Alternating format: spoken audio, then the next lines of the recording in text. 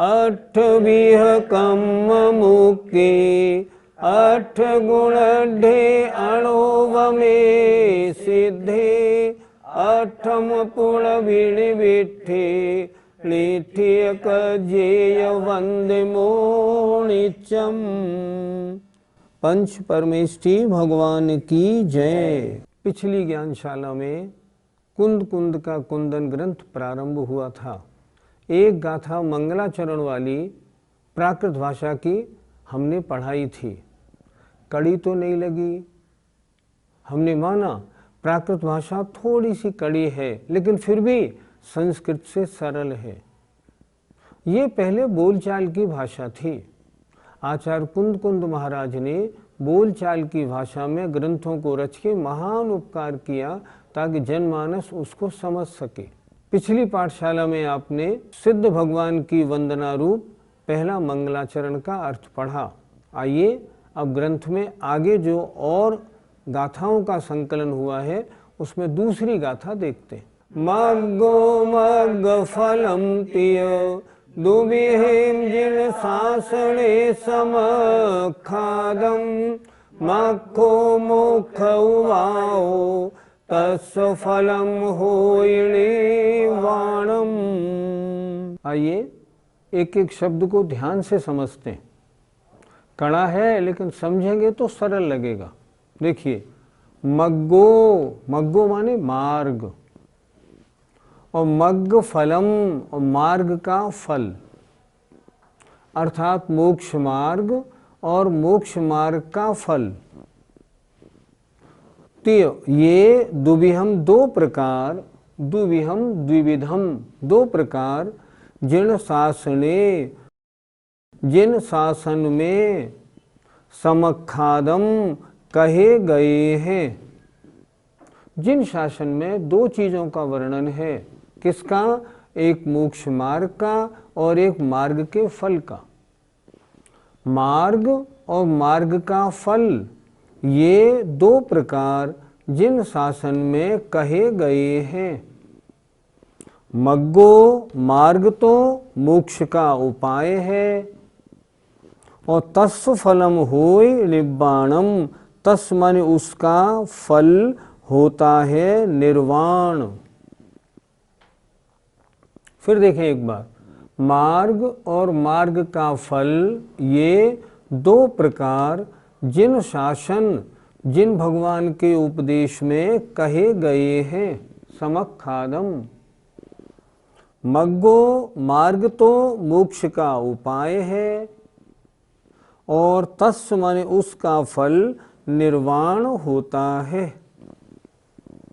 आचार्य कह रहे हैं जिन शासन में दो चीजों का मुख्य रूप से वर्णन है, एक तो मोक्ष मार्ग का और एक मोक्ष मार्ग के फल अर्थात मोक्ष का। एक बार फिर और देख लें, मार्ग और मार्ग का फल, ये दो प्रकार जिन शासने अर्थात जिनेंद्र भगवान के शासन में शास्त्रों में कहे गए हैं। मग्गो मार्ग तो मोक्ष का उपाय है, और उसका फल निर्वाण होता है। जब तत्वार सूत्र आपने पढ़ा था तो उसके पहले अध्याय का पहला सूत्र है सम्यक दर्शन ज्ञान चारित्राणि मोक्ष मार्गः। सम्यक दर्शन, सम्यक ज्ञान और सम्यक चारित्र, इनकी एकता मोक्ष का मार्ग है। अर्थात जहाँ ये तीनों होते हैं वहाँ मोक्ष मार्ग होता है।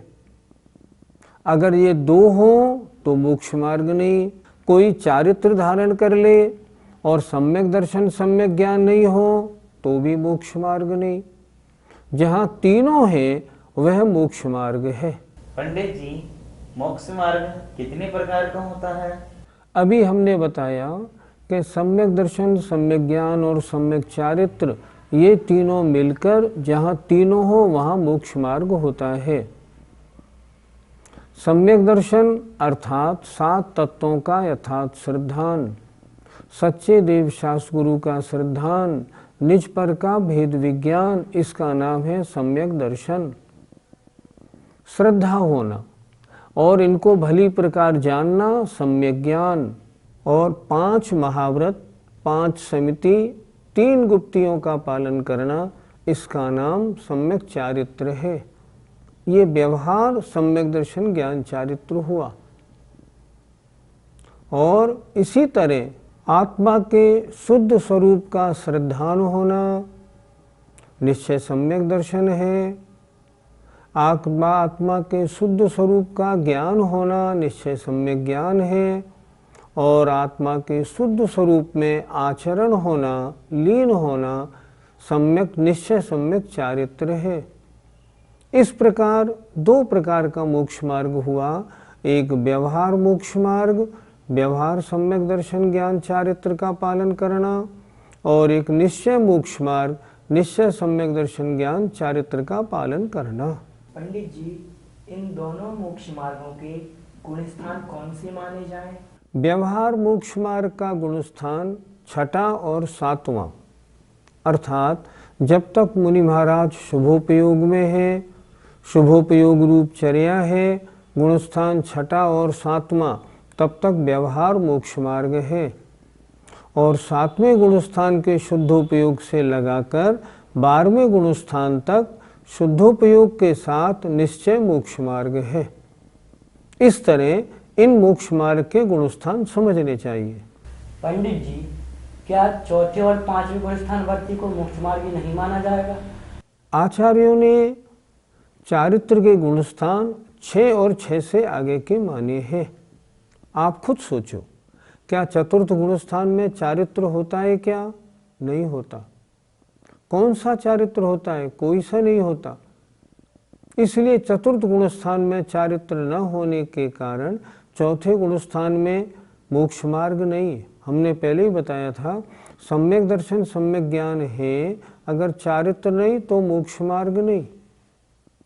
पंचम गुणस्थान में सम्यक दर्शन सम्यक ज्ञान के साथ संयमा संयम है। संयमा संयम देश चारित्र है, सकल चारित्र नहीं, इसलिए मोक्ष मार्ग नहीं।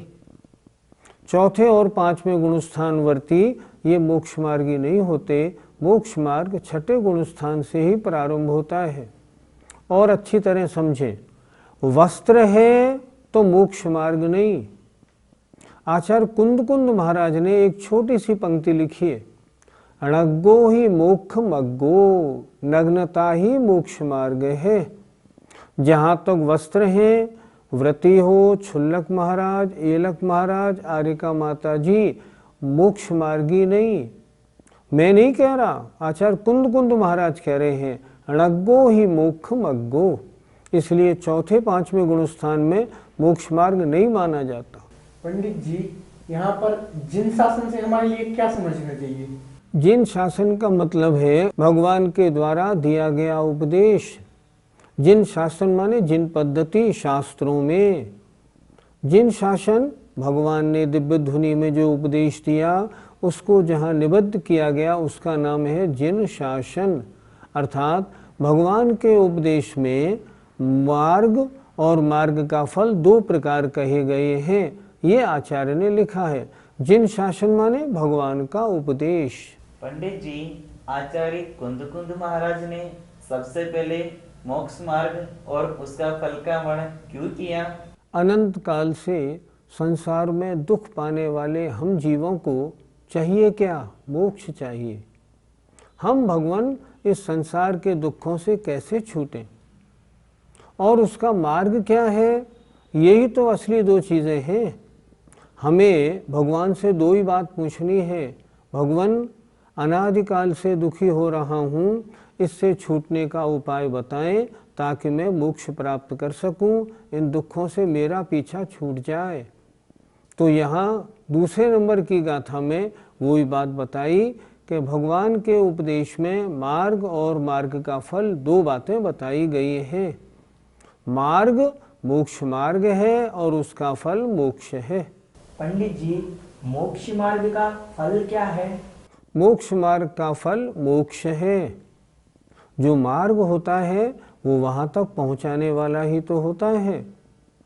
सबसे पहले जब व्यक्ति मुनि बनता है तब उनके व्यवहार मोक्ष मार्ग होता है, शुभोपयोग रूप प्रवृत्ति होती है। और जब वे मुनि महाराज शुद्धोपयोग में प्रवृत्ति करते हैं, अपनी आत्मा में रमण करते हैं, तब उनके निश्चय मोक्ष मार्ग होता है।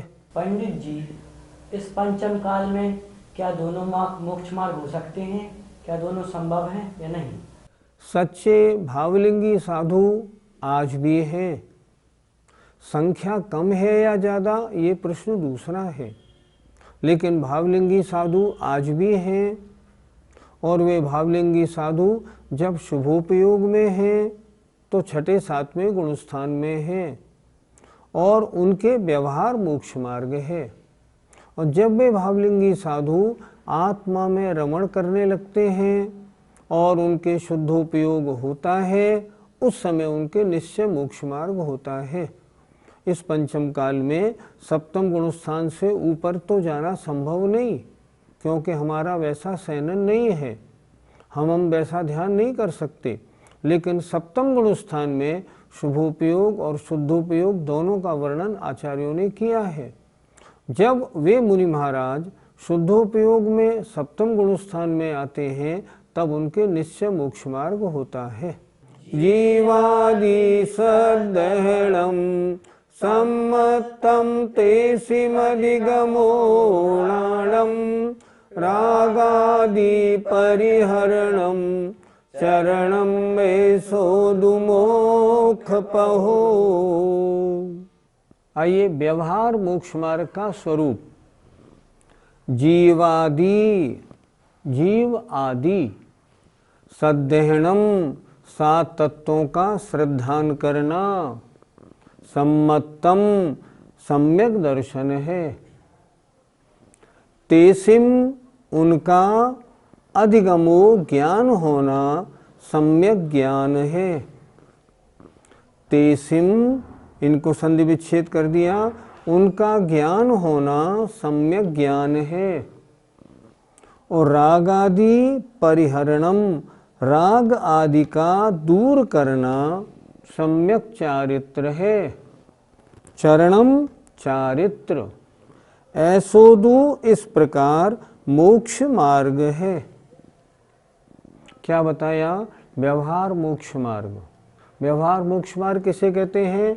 जीव आदि जो सात तत्व हैं, जीव अजीव आश्रव बंध संवर निर्जरा मोक्ष, इन जीव आदि सात तत्वों का या पुण्य पाप मिलाया तो 9 पदार्थों का सद्देहणम, श्रद्धान करना सम्यक दर्शन है।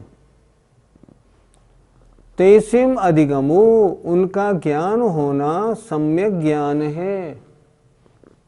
रागादि परिहरणम, रागादिक का दूर होना, आत्मा से राग द्वेषादिक को हटाना, इसका नाम चरणम सम्यक चारित्र है। ऐसोदु मोक्ष पहो, इस प्रकार मोक्ष मार्ग है। व्यवहार मोक्ष मार्ग का वर्णन है। पंडित जी, श्रद्धा और ज्ञान में क्या अंतर है? शास्त्रों से पहले 7 तत्व 9 पदार्थ का हमने ज्ञान किया। शास्त्रों में क्या लिखा है, जीव अजीव आश्रव बंध क्या होते हैं, उनको हमने पढ़ा समझा, इसका नाम होता है ज्ञान। और जब उस ज्ञान के ऊपर विश्वास हो जाता है, सर्वज्ञ देव ने ऐसा कहा है, यह ऐसा ही है, इसी प्रकार है, अन्य नहीं है, अन्य प्रकार नहीं है, ऐसा अटल विश्वास हो जाना, इसका नाम है श्रद्धान।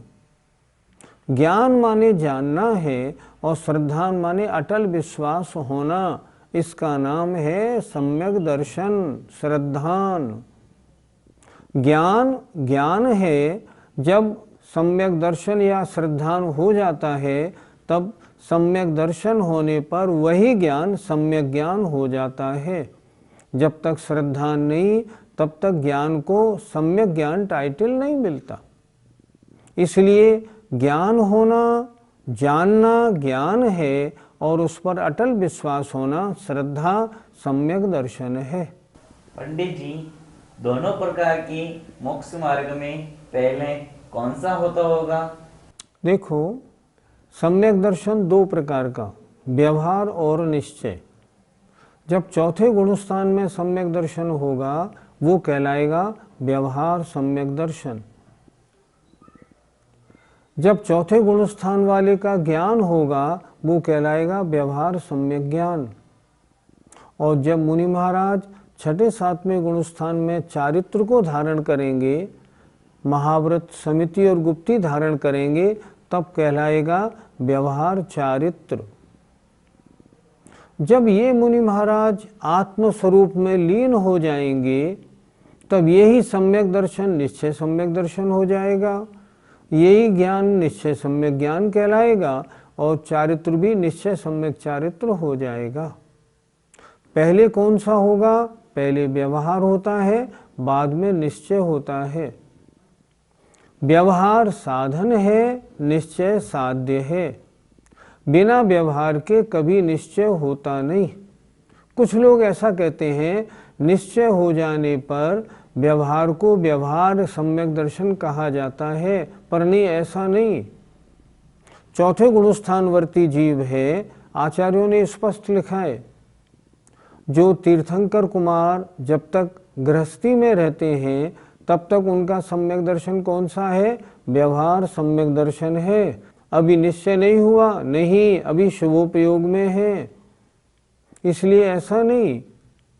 जब शुद्धोपयोग में वे मुनि महाराज जाएंगे तब यही सम्यक दर्शन बजाय व्यवहार के निश्चय सम्यक दर्शन, निश्चय सम्यक ज्ञान, निश्चय सम्यक चारित्र हो जाते हैं।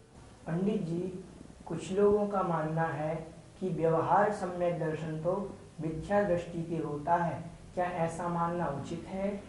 अगर ऐसा मानेंगे तो समयसार जी की टीका में जो लिखा हुआ है कि तीर्थंकर कुमार, राम, सगर, भरत चक्रवर्ती आदि को व्यवहार सम्यक दर्शन था, तो क्या वे मिथ्या दृष्टि माने जाएंगे? नहीं, ऐसा कभी नहीं हो सकता। तीर्थंकर कुमार कैसे माने जाएंगे? सवाल ही नहीं उठता। अगर आगम खोल के देखें तो आगम में स्पष्ट लिखा है व्यवहार सम्यक दर्शन। परिभाषा: बहिरंग में 7 तत्व 9 पदार्थों का यथार्थ श्रद्धान, सच्चे देव शास्त्र गुरु का श्रद्धान होना, निज पर का भेद विज्ञान होना और अंतरंग में अनंतानुबंधी क्रोध मान माया लोभ और मिथ्यात्व, सम्यक मिथ्यात्व और सम्यक प्रकृति का क्षय उपशम उपशम होना व्यवहार सम्यक दर्शन है। जब व्यवहार सम्यक दर्शन में 7 प्रकृतियों का क्षय उपशम उपशम अनिवार्य है, फिर व्यवहार सम्यक दर्शन पहले गुणस्थान वर्ती के कैसे हो सकता है? कभी नहीं हो सकता।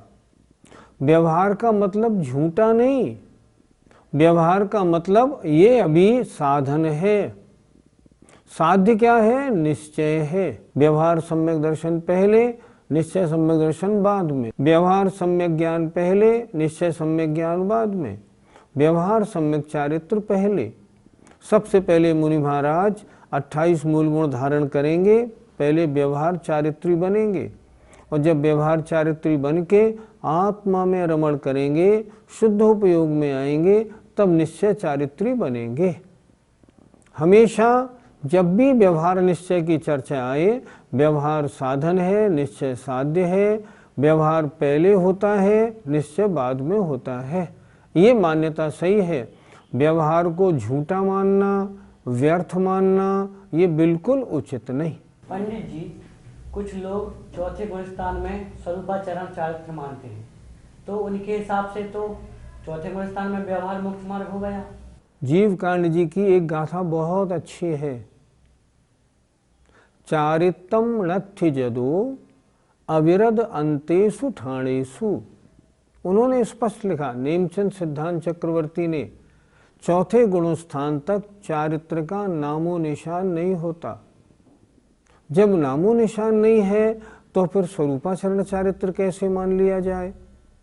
और स्वरूपाचरण चारित्र की बात सुननी है तो अच्छी तरह सुने। पहले भी कह चुका हूँ, स्वरूपाचरण नाम का कोई चारित्र किसी आचार्य ने किसी ग्रंथ में नहीं लिखा। ये तो पंचाध्यायीकार की अपनी उपज है। किसी ग्रंथ में स्वरूपाचरण चारित्र है ही नहीं। किसी आचार्य ने लिखा हो तो मुझे प्रमाण बताएं। मैं तो हर जगह कहता हूँ स्वरूपाचरण नाम का कोई चारित्र है ही नहीं। छैडालाकार ने जो लिखा है, उन्होंने लिखा है यों है सकल संयम, इस प्रकार सकल संयम का वर्णन हुआ। अब स्वरूपाचरण सुनो, अर्थात स्वरूप में आचरण कैसे होता है उसको सुनो। स्वरूपाचरण चारित्र की बात है ही नहीं और आचार्यों ने तो छुआ ही नहीं। ये शब्द ही नहीं है आगम का, इसलिए वो तो होता ही नहीं। चतुर्थ गुणस्थान में चारित्र बिल्कुल नहीं होता।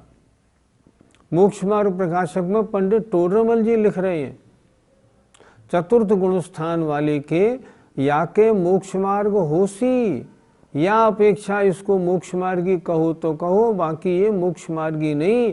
जब तक व्रतों को धारण नहीं करे मोक्ष मार्ग कैसे होगा? चतुर्थ गुणस्थान में चारित्र नहीं होता, स्पष्ट है ना। चारित्रम नथि जदो, उसका नाम ही क्या है?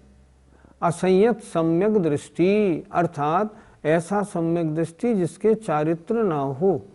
अब जिसके चारित्र है ही नहीं उसको मोक्ष मार्गी कहें, कैसे कहें? आप खुद सोचो। मेरी बात मानने की बात नहीं, लेकिन आगम की बात पे खुद दृष्टि डालो। आचार्य नेमचंद्र महाराज ने लिखा है और उनके वचन अकाट्य हैं। इसलिए चतुर्थ गुणस्थान में मोक्ष मार्ग नहीं होता, चारित्र भी नहीं होता, ऐसा श्रद्धान बनाना चाहिए। आज की गाथा हमने पढ़ी। क्या आज का ये व्यवहार सम्यक दर्शन और सम्यक ज्ञान हमें ग्रस्त अवस्था में हो सकता है? क्यों नहीं हो सकता? 7 तत्वों का यथार्थ ज्ञान और श्रद्धान करें तो हम व्यवहार सम्यक्ति बन सकते हैं। और व्यवहार सम्यक दर्शन है। आपने चौथे गुणस्थान में प्रवेश किया, अनंत संसार कट के अर्धपुद्गल परावर्तन संसार रह जाता है। इसलिए व्यवहार सम्यक दर्शन भी सच्चा सम्यक दर्शन है। आज कुंद महाराज की गाथा बता रही है कि व्यवहार सम्यक दर्शन सम्यक ज्ञान तो अभी प्राप्त करें और इसी पर्याय में अगर मुनि अवस्था धारण कर लेते हैं तो मोक्ष मार्गी बन जाएंगे। जय जिनेन्द्र।